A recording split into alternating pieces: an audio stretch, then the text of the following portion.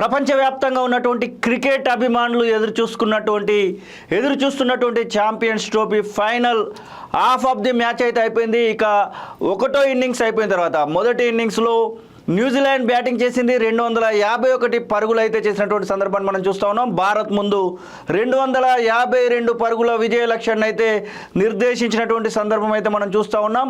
ఇదే సందర్భంలో పలు కీలకంగా ముఖ్యంగా ఇన్స్టాగ్రామ్ అలాగే సోషల్ మీడియా ప్లాట్ఫామ్స్లో రోహిత్ శర్మ, జడేజా, కోహ్లీ పైన ఒక ట్రోల్ అయితే ఉంది. ప్రధానంగా వీరు ముగ్గురికి ఇదే చివరి మ్యాచ్.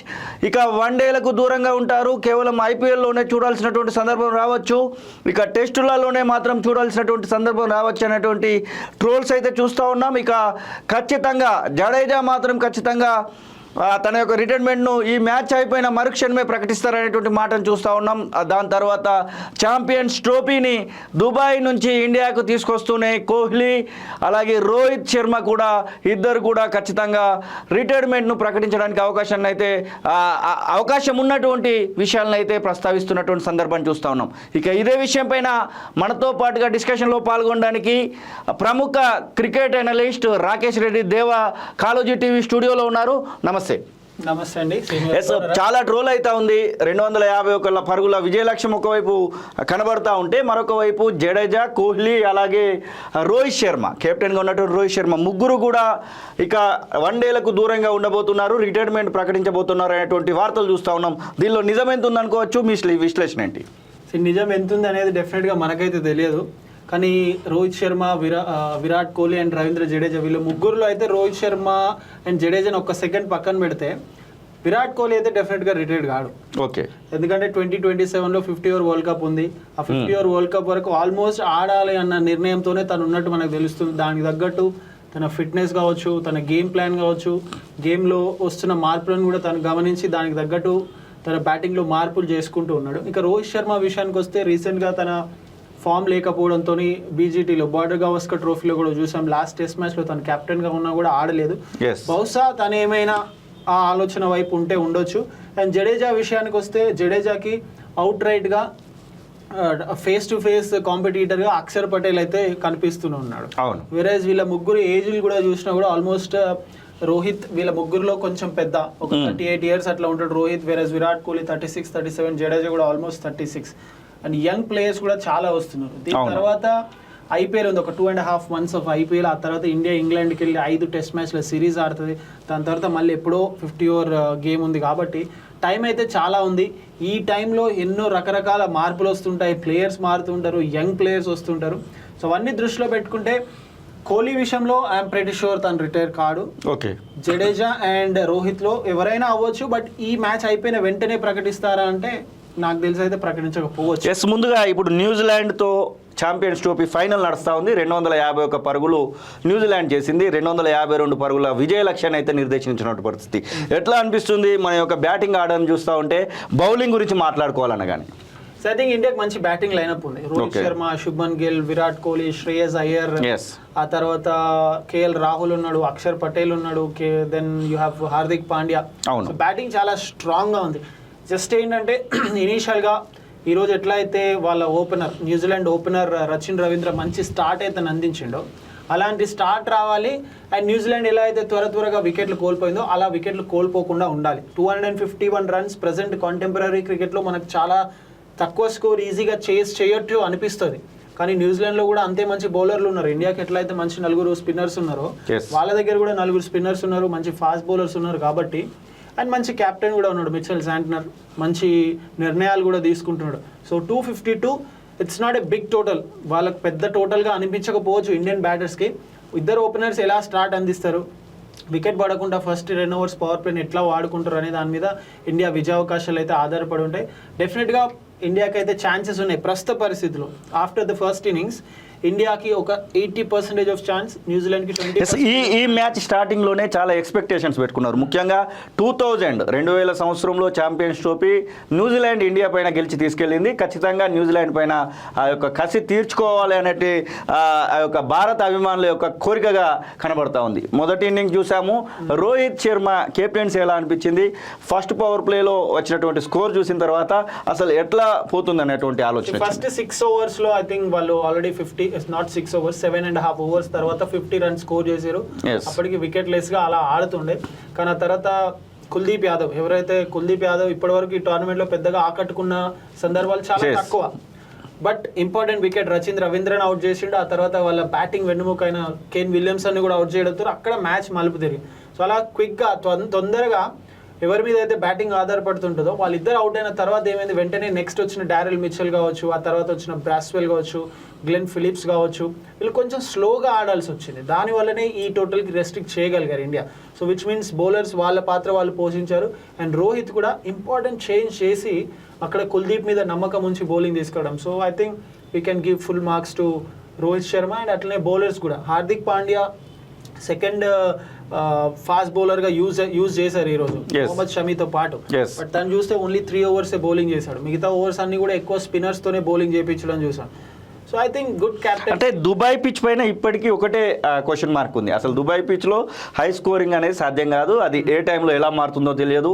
మనకు డిగ్రీస్లలో చూసుకున్నా కానీ 3 degrees 3.5 degrees స్పిన్ అవుతా ఉంది.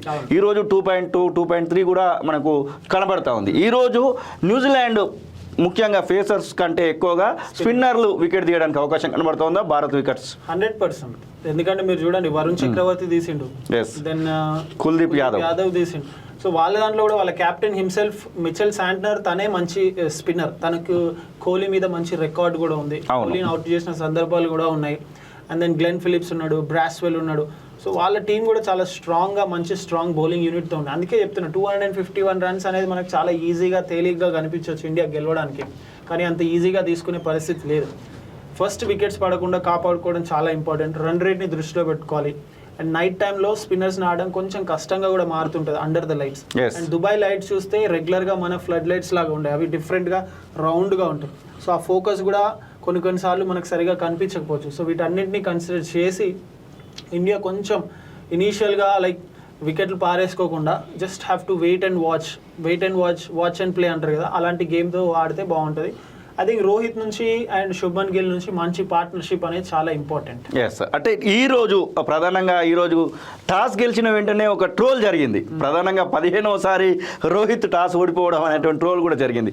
దాని విషయంలో మాట్లాడుకోవాలనుకుంటే టాసెస్ కూడా అప్పుడప్పుడు మ్యాచెస్ను మార్చేస్తాయి అనేటువంటి వాదనలు కూడా వింటూ ఉంటాం. యాజ్ ఎనలిస్ట్గా మీరేం చెప్తారు? సో ఐ థింక్ అది పెద్ద కన్సిడరేషన్లోకి రాదు. బట్ ఇలాంటి ఫైనల్స్లో ఏ టీం అయినా కూడా మొదట బ్యాటింగ్ చేయడానికి ఇష్టపడతారు, ఎందుకంటే సెకండ్ బ్యాటింగ్ చేస్తే ఎక్కువ ప్రెషర్ ఉంటుందని చెప్పి. బట్ ఇప్పుడు ఐ థింక్ ఇండియాకి అంత పెద్ద ప్రెషర్ ఉండకపోవచ్చు, ఎందుకంటే తక్కువ టోటల్కి రెస్ట్రిక్ట్ చేసింది కాబట్టి. బట్ ఎంత ప్రెషర్ లేదన్నా కూడా మీరు ఒక 3-4 ఓవర్స్ రన్స్ రాలేదనుకోండి, జస్ట్ 8, 9, 10, 12 రన్సే వచ్చినాయి అనుకోండి, ఆటోమేటిక్గా ప్రెషర్ పెరుగుతుంది. మీకు బాల్స్కి రిక్వైర్డ్ రన్స్కి మధ్య ఈక్వేషన్ ఎంత దగ్గరగా వస్తుంటుందో అప్పుడు ఆటోమేటిక్గా ప్రెషర్ పెరుగుతుంటుంది. సో ఆ ప్రెషర్ రాకుండా చూసుకోవడం ఇప్పుడు ఇద్దరు ఓపెనర్స్ మీద ఎక్కువ భారం ఉంటుంది. ఐ నో ఈ భారం అనేది పెద్ద వర్డే కావచ్చు, కానీ డెఫినెట్గా భారంగానే ఉంటుంది. ఎందుకంటే ఆ రన్స్, ఇది ఫైనల్ నాకౌట్, మళ్ళీ మీకు ఇంకో అవకాశం ఉండదు గెలవాలంటే. సో ఇద్దరు ఓపెనర్స్ కొంచెం వెయిట్ చేసి ఒక 10-12 ఓవర్స్ వరకు వికెట్ పడకుండా ఆడి ఒక 60-65 రన్స్ కనుక యాడ్ చేయగలిగితే I think India. Rohit Sharma కెప్టెన్గా సక్సెస్ అయ్యాడు ఈ ఛాంపియన్స్ ట్రోఫీ పరంగా చూసుకుంటే. మిగిలినటువంటి బ్యాటింగ్ పరంగా చూసుకున్నట్టు అయితే ఉంటే ఖచ్చితంగా 43-41 హైయెస్ట్ స్కోర్ ఉన్నట్టుంది. మిగిలినటువంటి వాటిలలో 20-25 ఏదో స్టార్టింగ్ వచ్చేసి కొంచెం మంచి స్కోర్ చేయాలనేటువంటి ఉద్దేశంతోనే అవుట్ అవుతున్నటువంటి సందర్భాలు చూస్తాను. ఈ మ్యాచ్లో ఎలా ఎక్స్పెక్ట్ చేయొచ్చు రోహిత్ విషయంలో? ప్రధానంగా లాస్ట్ మ్యాచ్ ఏమో అన్నటువంటి అనుమానాలు వస్తున్నటువంటి నేపథ్యంలో రోహిత్ పైన ఎలాంటి ఎక్స్పెక్టేషన్స్ ఉండొచ్చు? లెట్స్ సే ఒక ఎగ్జాంపుల్, రోహిత్ శర్మ రిటైర్ అవుతున్నాడు అనుకుందాం ఈ మ్యాచ్ తర్వాత. సో రిటైర్ అవుతున్నారంటే డెఫినెట్ గా ఒక మంచి నోట్ తో రిటైర్ అయితే బాగుంటుంది అని అనిపిస్తుంది. కప్పు గెలవడం ఒక ఎత్తు అయితే, తను మంచి టీమ్ కి కావాల్సిన రన్స్ స్కోర్ చేసి రిటైర్ అవడం కూడా బాగుంటుంది. లెట్స్ హోప్ తను రిటైర్ అవుతున్నాడు అని అనుకోవద్దు. But still as a captain ఇప్పటి వరకు బెటర్ క్యాప్టెన్సీ ఉంది ఈ టోర్నమెంట్ లో. కానీ రన్స్ కూడా అంటే 40 రన్స్ వస్తున్నాయి, ఇంపార్టెంట్ రన్స్, అవి మంచి బేస్ ని సెట్ చేసే రన్సే వస్తున్నాయి. కానీ ఆ 40s 50s కాస్త ఒక 60-70 కనుక చేయగలిగితే, ఇప్పటిదాకా మనం ఎవరైతే విమర్శిస్తున్నామో మనమే రోహిత్ శర్మ ప్రైజ్ చేస్తున్నాం. ఇంకా వర్డ్స్ తోపుతురు అంటున్నారు కదా మన తెలంగాణ భాషలో. ఐ థింక్ ఈ రోజు స్కోర్ చేసే ఛాన్సెస్ ఎక్కువగానే ఉన్నాయి. ఎస్, ఓవరాల్గా ఆ ఛాంపియన్స్ ట్రోఫీకి సంబంధించి మ్యాన్ ఆఫ్ ద సిరీస్ అనుకోవాలనుకుంటే యాజ్ ఏ దాదాపు అన్ని మ్యాచ్లను క్షుణ్ణంగా మీరు చూస్తూ ఉండొచ్చు. ఎవరిని మనం మ్యాన్ ఆఫ్ ద సిరీస్గా ఊహించుకోవచ్చు? అలాగే ఈ మ్యాచ్ పరంగా న్యూజిలాండ్లో ఇప్పుడు వరకు జరిగినటువంటి మ్యాచ్ పరంగా ఎవరు అనుకోవచ్చు? ఈ రోజు డెఫినెట్ గా న్యూజిలాండ్ లో రచిన్ రవీంద్రకి క్రెడిట్ ఇవ్వాలి. ఇనిషియల్ గా మంచి స్టార్ట్ అందించిండు. ఆ తర్వాత బ్రాస్వెల్ కావచ్చు, డారెల్ మిచెల్ కావచ్చు, వీళ్ళు కూడా బాగా ఆడారు. అండ్ ఓవరాల్ గా మ్యాన్ ఆఫ్ ద సిరీస్ విషయానికి వస్తే మన రచిన్ రవీంద్ర కూడా చాలా చక్కగా ఆడాడు. ఐ థింక్ 2 centuries స్కోర్ చేశాడు. ఇండియా విషయానికి వస్తే వరుణ్ చక్రవర్తి 12+ వికెట్స్ కూడా తీసుకున్నాడు. సో వీళ్ళిద్దరు డెఫినెట్ గా టాప్ కంటెండర్స్ గా ఉంటారు. ఐ డోంట్ థింక్ వేరే ఎవరు కూడా ఇంత క్లోజ్ గా వచ్చిన వాళ్ళు లేరు. Shreyas Iyer scored runs, Shubman Gill 1 century చేశాడు, విరాట్ కోహ్లీ ఒక 2 times 50s చేశాడు. But I think Varun Chakravarthy and Rachin రవీంద్రనే టాప్ కంటెండర్స్ గా ఉంటారు. ఖచ్చితంగా వీరి మధ్యలోనే మ్యాన్ ఆఫ్ ద సిరీస్ అనేది అయితే ఉండొచ్చు. ఎస్, ఈ ముగ్గురు ఒకవేళ రిటైర్డ్ అయితే ఇండియాకి సంబంధించినటువంటి విషయంలో కెప్టెన్ ఎవరు ఉండొచ్చు అనుకుంటున్నారు? సో ఆల్రెడీ శుభ్మన్ గిల్ ని వైస్ కెప్టెన్ గా ప్రకటించిందంటే దట్ ఇట్ సెల్ఫ్ ఇండికేట్స్ తనని కెప్టెన్ గా ప్రమోట్ చేసేందుకే ఒకటి ఉంది. బట్ శ్రేయస్ అయ్యర్ బాగా ఆడుతున్నాడు. మేబీ శ్రేయస్ అయ్యర్ ని కూడా కెప్టెన్ చేసి శుభ్మన్ గిల్ ని వైస్ కెప్టెన్ గా కంటిన్యూ చేసే అవకాశాలు కూడా ఉన్నాయి. ఎందుకంటే T20 ఫార్మాట్ లో మనకు ఆల్రెడీ తెలుసు సూర్యకుమార్ యాదవ్ స్కై ఉన్నాడు. వేరే టెస్ట్ క్రికెట్ లో ఒకవేళ రోహిత్ శర్మ రిటైర్ అయిపోతే జస్ప్రీత్ బుమ్రా ఆల్రెడీ తనని వైస్ కెప్టెన్ గా అనౌన్స్ చేశారు కాబట్టి తనే ఉంటాడు. సో 50 over ఫార్మాట్ కి I think Shreyas Iyer will be a good option ఇప్పుడు ప్రస్తుతానికి అయితే. చూడాలి శ్రేయస్ అయ్యర్ ని చేస్తారా లేదంటే శుభ్మన్ గిల్ ని ఆల్రెడీ మేము ప్రమోట్ చేశాం కదా వైస్ కెప్టెన్ గా అని చెప్పి తననే కెప్టెన్ గా ప్రమోట్ చేస్తారా చూడాలి. అది ఓన్లీ ఇఫ్ రోహిత్ రిటైర్. మీ ఊహ ప్రకారం ఈ రోజు ఛాంపియన్ గా ఇండియా ఉండబోతుందా, న్యూజిలాండ్ ఉండబోతుందా? మీ ఊహ ప్రకారంగా ఏం చెప్తారు? న్యూజిలాండ్ అని అంటే నాకు తెలిసి బహుశా ఎవరైనా వెనకాల కింద ఆఫీస్ దగ్గర రెడీగా ఉంటారు కట్టెలు అవన్నీ పట్టుకొని. బట్ ఇండియా చాలా చక్కగా బౌలింగ్ చేసింది, కట్టడి చేసింది, తక్కువ స్కోర్ కి ఆల్అౌట్ కట్టడి చేయగలిగింది. 50 overs should be reachable target. ఖచ్చితంగా ఆ టార్గెట్ ని రీచ్ అయ్యే టోటలే అది కనిపిస్తుంది. సో ఇందాక చెప్పినట్టు 80-20 ఇండియాకి 80% ఛాన్సెస్ ఉంటే న్యూజిలాండ్ కి 20%. Let's hope India champions trophy గెలిచి ఇండియాకి దుబాయ్ నుంచి ఇండియాకి రావాలని కోరుకుంటాం. ఎస్, ఇదే సందర్భంలో మాస్టర్ టెండూల్కర్ 51 ఏళ్ల వయసులో కూడా 36 బంతులలో 100 చేశాడు. ఎస్, వీళ్ళందరూ ఇప్పుడు 36, 38 అని అంటా ఉన్నారు. మాస్టర్ ఎందుకు రిటైర్మెంట్ ప్రకటించారు అనేటువంటి ట్రోల్స్ కూడా మనం చూస్తూ ఉన్నాం. అసలు మాస్టర్ గురించి మాట్లాడుకోవాలనుకుంటే, అసలు క్రికెట్ గురించి మాట్లాడుకోవాలనుకుంటే, సచిన్ టెండూల్కర్ ని అంత ఈజీగా ఎవరు మర్చిపోరు. క్రికెట్ అంత కాలం తను గుర్తుంటాడు. గాడ్ ఆఫ్ క్రికెట్ అనే బిరుదు కూడా వచ్చింది. అంతకంటే పెద్ద ఏం లేదు.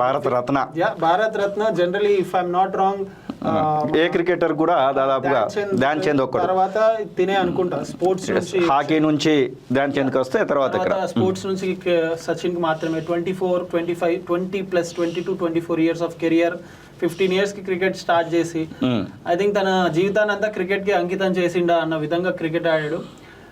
And it's more about discipline. ఆయన ఎంత డిసిప్లిన్ గా రెగ్యులర్ గా ప్రాక్టీస్ చేయడం, అందరు 2 గంటలు చేస్తే తను వెళ్ళి 3 గంటలు చేయడం, అందరూ కొంచెం మార్నింగ్ 9 o'clock వస్తే తను 8:30కి వచ్చి, అందరు 5 o'clock వెళ్ళిపోతే తను 6 o'clock.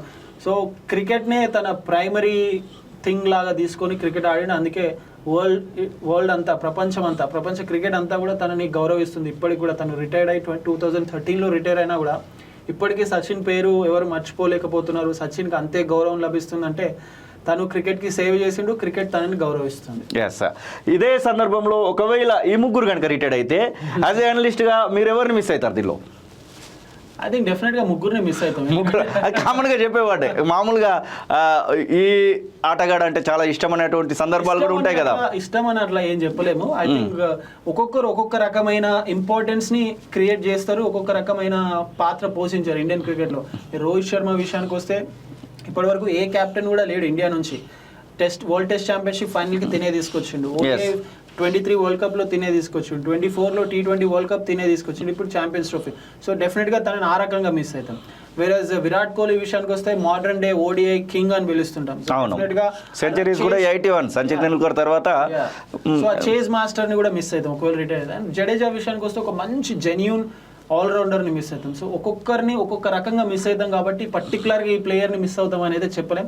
But I personally feel వీళ్ళు ముగ్గురు ఎవరు కూడా రిటైర్ కారు దీని తర్వాత. ఓకే, అసలు 15 మెంబర్స్ ఇప్పుడు ఉన్నటువంటి దానిలో మిగిలినటువంటి 4 బెంచ్ పైన ఉన్నటువంటి వాళ్ళ మీద కూడా ఈరోజు మార్నింగ్ వరకు అసలు కుల్దీప్ను తీసుకోరేమో, ఇంకొక ఫాస్ట్ బౌలర్ని తీసుకొస్తారేమో అనేటువంటి క్వశ్చన్స్ కూడా చాలా రైజ్ అయినాయి. అలాంటి ప్రయోగం చేస్తే ఏమైనా ఇంకా స్కోర్ కట్టడి చేయడానికి అవకాశం ఉండదు అనుకోవచ్చా? ఐ థింక్ మంచి డెసిషన్. టీమ్ని చేంజ్ చేయకుండా అదే టీమ్ తో రావడం. Yes. సరే కుల్దీప్ ప్లేస్ లో వేరే వాళ్ళు వచ్చి ఉంటే ఒకవేళ త్వరగా Rachin and Kane Williamson out అవ్వక ఉంటే ఆ 251 కాస్త 351 అయినా కూడా ఆశ్చర్యపోవాల్సిన అవసరం లేదు. అలాంటి ఫామ్ లో ఉన్నారు. బట్ అదే అక్కడే కెప్టెన్ యొక్క డిసిషన్ మేకింగ్, కోచ్ యొక్క decision making, team combination, team selection ఇవన్నీ వస్తాయి.